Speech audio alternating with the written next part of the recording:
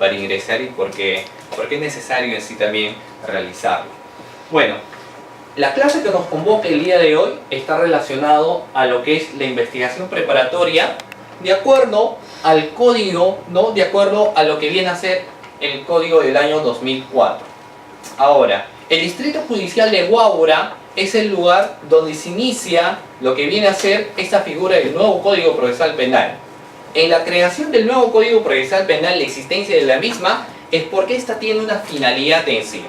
Pero para abarcar lo que viene a ser este nuevo Código Procesal Penal, así como menciona, a pesar que las comparaciones sean odiosas, hay que hacer un poco de historia y comparar cómo era pues el Código de Procedimientos Penales. Y es que en el Código de Procedimientos Penales, a diferencia del nuevo Código Procesal Penal, solamente tenía 2 etapas. Nuestro nuevo Código Procesal Penal, llamado del 2004, tiene 3 etapas. Partamos de esto, las 3 etapas existentes en este nuevo Código Procesal Penal. ¿Cuál es la primera etapa? Y más importante, la primera etapa es conocida como etapa de investigación preparatoria. Esta etapa de investigación preparatoria a la vez tiene una subetapa. ¿Y cuál es esa subetapa? Diligencias preliminares.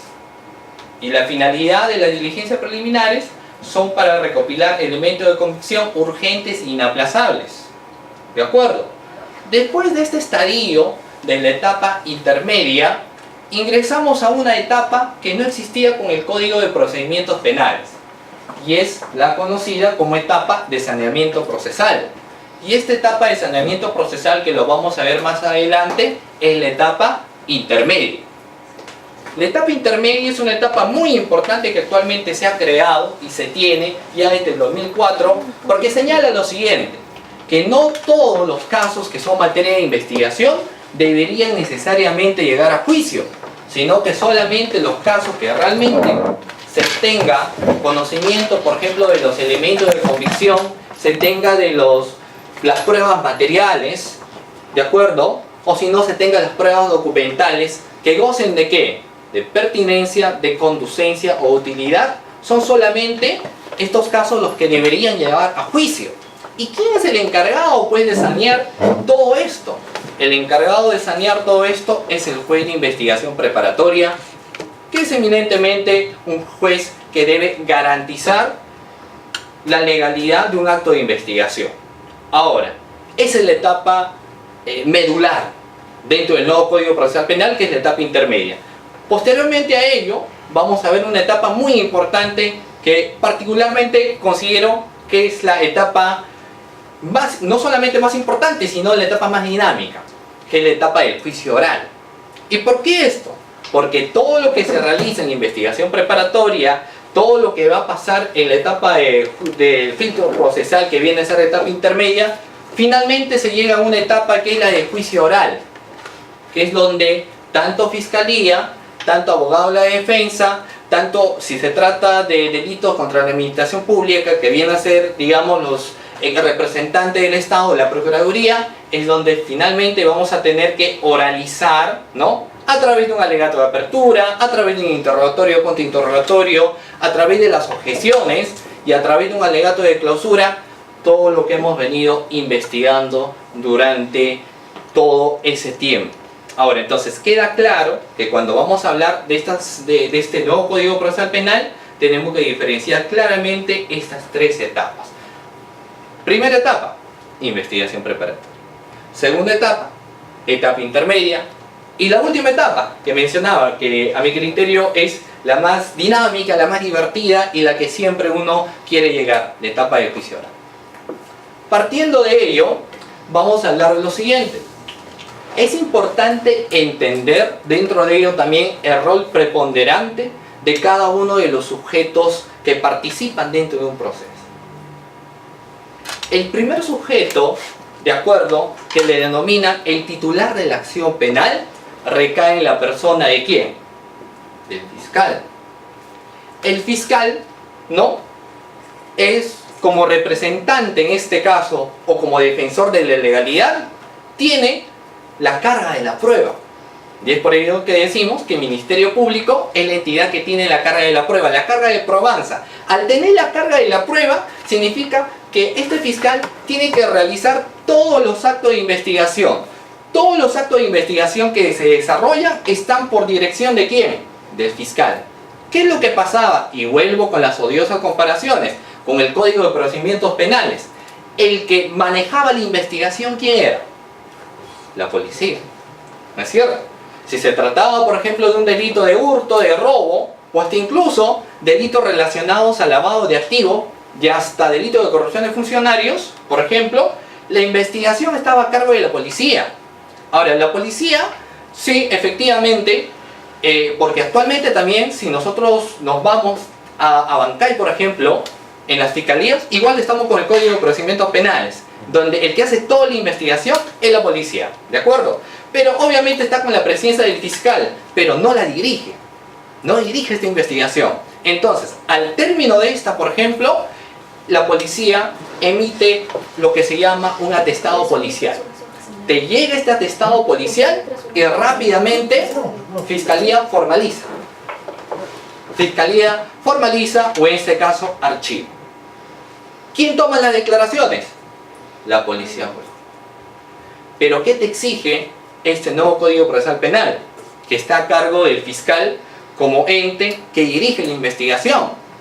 Al tener la carga de la prueba, es el que, particularmente, por ejemplo, cuando se trata de delito de corrupción de funcionarios, es el que toma las declaraciones.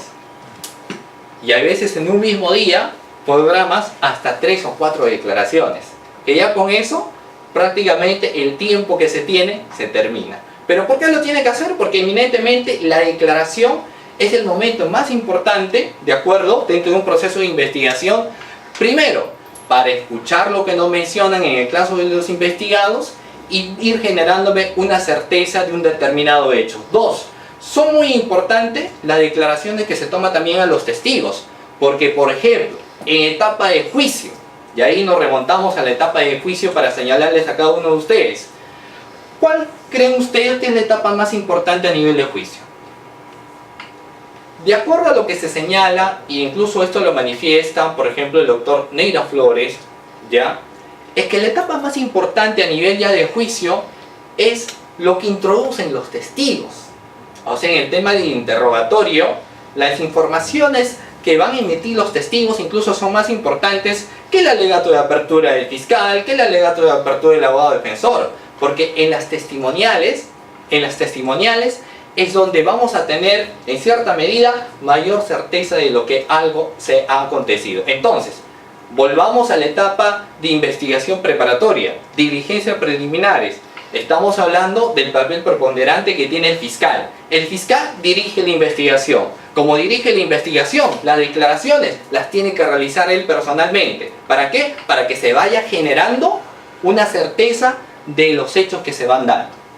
Ahora, esto realmente es muy importante, porque en la práctica muchas veces vamos un poco a ver que tenemos esta entidad autónoma que es el Ministerio Público, que también está jerarquizado. Y como está jerarquizado, los que en primera instancia realizan toda la investigación son los fiscales provinciales. Ahora, cada fiscal provincial, de acuerdo al organigrama existente, tenemos un fiscal provincial y por lo general por despacho, de acuerdo al organigrama del Ministerio Público, deben existir 3 fiscales adjuntos, provinciales también, sean titulares o provisionales, ¿de acuerdo? Ahora, cada uno de estos fiscales deben tener también los asistentes, que son los asistentes en función fiscal. De acuerdo a al nuevo reglamento existente, cada asistente en función fiscal tiene que tener con proyección de fiscal. Partiendo de ello, ¿quién creen ustedes que a veces toma la declaración? El asistente en función fiscal. Es el que te toma la declaración. Y en muchos casos a veces el asistente en función fiscal sabe más que el fiscal. No en todos los casos, ¿ya? Pero el que firma, ¿quién es? El fiscal. Ahora, esto puede ser materia de objeción, y yo he visto en un caso en particular que a nivel de fiscalía se le estaba tomando la investigación a una persona, se le estaba tomando la declaración a un investigado. Y de acuerdo al artículo 82.6 de nuestro nuevo Código Procesal Penal, necesariamente se le tiene que tomar su declaración en compañía ¿de quién? De un abogado. La pregunta es, si yo soy abogado y soy investigado, ¿yo puedo asumir mi autodefensa? ¿Qué creen ustedes?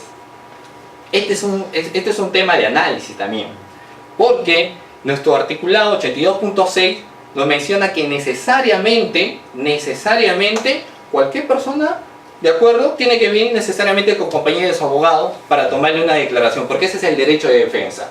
No obstante, en diligencias preliminares, si la persona es abogado, ¿ya? Y conoce, siempre y cuando conoce la materia, y esto tiene que acreditarlo, o sea, si son delitos cometidos por funcionarios públicos o delitos penales, necesariamente tiene que tener una especialización en derecho penal, puede asumir su propia defensa, pero solo en el estadio de diligencias preliminares. Ya cuando se formaliza, necesariamente, así sea abogado, tiene que estar con presencia de esa abogado. Si le dan prisión preventiva, ¿cómo asumo esa autodefensa? Ese es un tema. Entonces, volviendo en el caso que les señalaba, las declaraciones como titular de la acción penal Ministerio Público las tiene que realizar el fiscal. En este caso en particular, el fiscal, como suele ser muy común, ordenó al asistente de función fiscal a que tomase la declaración. Entonces, le preguntó muy bien, hizo las preguntas respectivas, preguntas muy interesantes, y al final de la misma siempre señala si el abogado de la defensa tiene algo más que preguntar. Y adivinen cuál fue su primera pregunta. La primera pregunta que lanzó para su patrocinado es: ¿quién le estaba tomando la declaración?